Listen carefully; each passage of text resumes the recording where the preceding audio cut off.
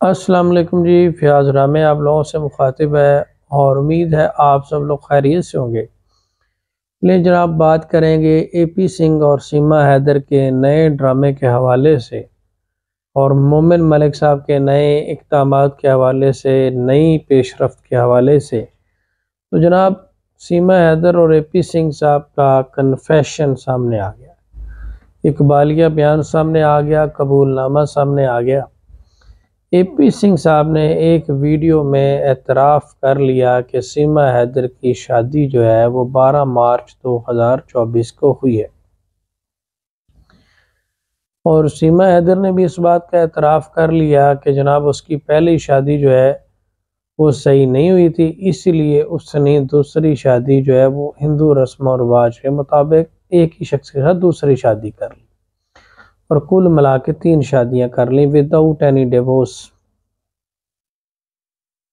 तो जनाब बात यह है कि जो लीगल नोटिस मोमिन मलिक साहब ने भेजा था, उस नोटिस का मकसद तो यही था, आप जिस शादी का नाम ले रहे हैं पशुपतिनाथ मंदिर में, आपके डॉक्यूमेंट्स के मुताबिक, आपके अदालत में बयान के मुताबिक, आपकी बेल पिटीशन के मुताबिक, आप तो वाइफ हैं गुलाम हैदर की, तो आप किस तरह से सचिन मीना अपने नाम के साथ लिख रही हैं, जिस पर जवाब तो ये बनता था कि वो नेपाल में जो शादी हुई थे उसके प्रूफ दे देते, उसके एविडेंस साथ लगा के लीगल नोटिस का जवाब मोमिन मलिक साहब के मुंह पे मारते, लेकिन उन्होंने शादी ही दोबारा करवा दी, जिससे पूरी तरह से पूरा ड्रामा जो है वो एक्सपोज हो गया और मछली जो है वो खुद जाल में फंस गई और वो ही हो गया जो मोमिन मलिक साहब चाहते थे।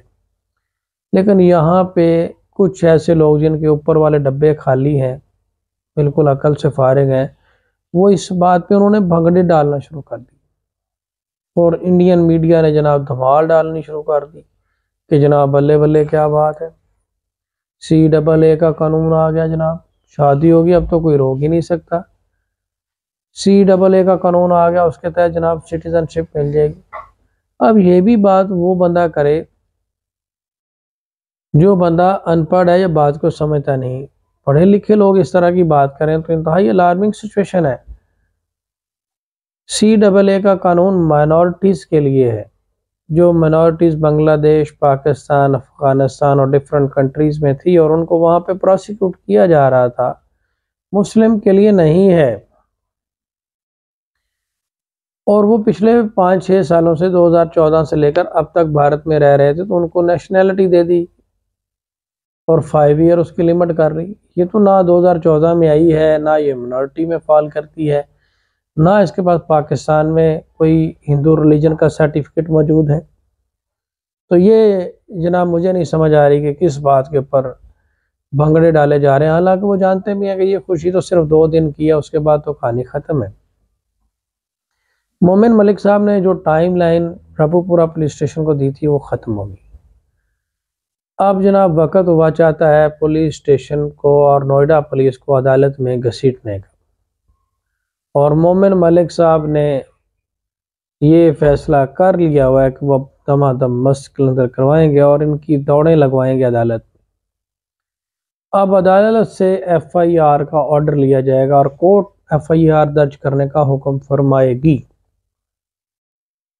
तो ये जनाब अभी पुलिस को पेश होना पड़ेगा अदालत में और वहाँ पे जाके कार्रवाई जो है वो सामने आएगी। इस हवाले से मंडे को अपडेट करेंगे मोमिन मलिक साहब और देखते हैं कि मज़ीद ये नौटंकी कब तक चलती है। इसके अलावा अब इकबालिया बयान भी आ गया। इसके अलावा अगर कुछ चीज़ें और देखें तो बच्चों के हवाले से जो ड्रामेबाजी और मजाक उड़ाया जा रहा है वो भी खुल के सामने आ गया।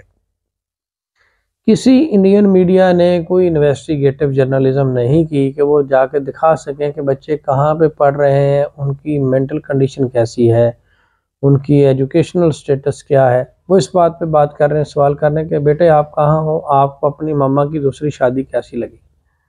मैं समझता हूँ कि लानत भेजता हूँ मैं ऐसी रिपोर्टिंग के ऊपर और ऐसे शख्स के ऊपर जो बच्चे को इस तरह से डिग्रेड कर रहे हैं, और ऐसे माफिया के ऊपर।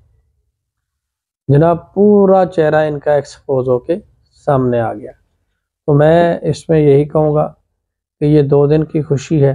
मोमिन मलिक साहब ने अपनी पूरी तैयारी कर ली है, जो वो प्रूव करना चाहते थे वो प्रूव हो गया, और CAA के और किसी भी कानून का इसको फ़ायदा फिल वक्त नहीं हो रहा।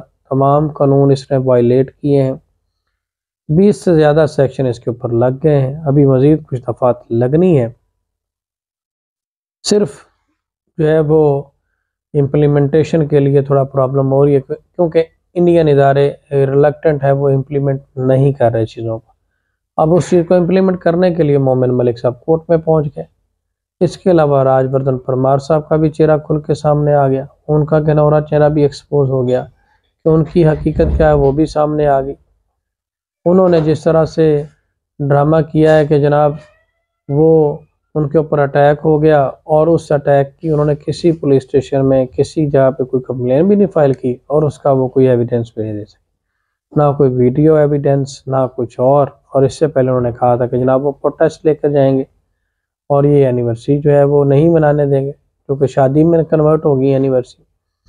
तो मैं परमार साहब से ये कहूँगा कि आपने प्रोटेस्ट वहाँ पे क्यों लेकर जाना है, आप प्रोटेस्ट रफूपुरा जेवनगर पुलिस स्टेशन में लेकर जाएं, ताकि FIR लॉन्च करवाने में मदद हो। मोमिन मलिक साहब के साथ लेकर जाएं ताकि इस चीज़ की मदद हो, वहाँ पे आपने क्यों लेकर जाना। ये जनाब सारे चेहरे वक्त के साथ साथ एक्सपोज हो चुके हैं, और इंशाल्लाह अब इन सब लोगों के अगेंस्ट जो है वो कार्रवाई होगी, और इनका एतराफ़ी बयान भी आ गया सिंह और सीमा हैदर का, और उसको हमने रिकॉर्ड कर लिया है, सेव कर लिया हुआ है, और इंशाल्लाह उसको हम फोरेंसिक भी करवाएंगे और इनको मुकरने नहीं देंगे, ना भागने देंगे। तो आप सब लोगों का बहुत शुक्रिया, अपना ख्याल रखिएगा, दुआ में याद रखिएगा। अल्लाह हाफ़िज़।